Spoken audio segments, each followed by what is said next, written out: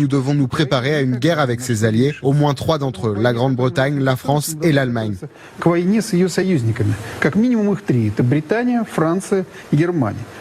Nous devons donc disposer de forces armées puissantes, de nouveaux systèmes d'armes, de missiles à moyenne portée et de missiles hypersoniques pour dissuader au moins un de ses alliés de basculer dans la guerre. Voilà, ils vont utiliser le temps, il ne faut pas d'illusion là-dessus, ils vont utiliser le temps qu'ils auront pour s'armer. Ils veulent.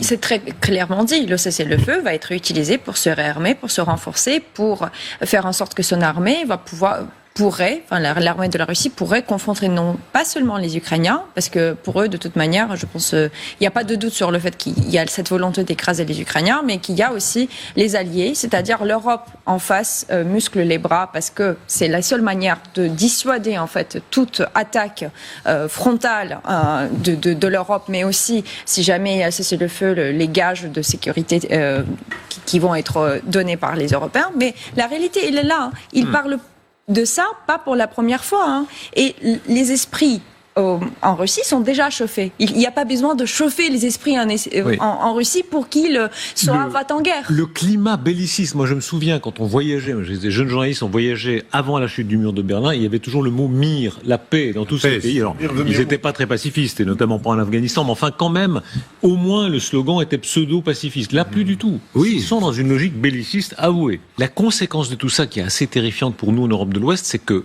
chez les Russes, en Russie, demain, si une guerre avait lieu, il y a sans doute une partie importante des Russes qui dirait qu'elle est justifiée. Bien sûr, mais c'est un pays qui vise la guerre et qui a besoin d'un ennemi. Il a besoin d'un ennemi. Et on le voit bien, en 91, on n'avait plus d'ennemis, on était tout orphelins et on a diminué les budgets. Pour vivre, on a besoin d'un ennemi. Regardez ce sondage fait par Levada, qui est en général un centre plutôt crédible, plutôt indépendant en Russie, sur la popularité de Joseph Staline. On parle d'un des plus grands criminels que la Terre ait porté. 70% des Russes pensent que Staline a joué un rôle positif dans l'histoire parce qu'il incarnait la grandeur.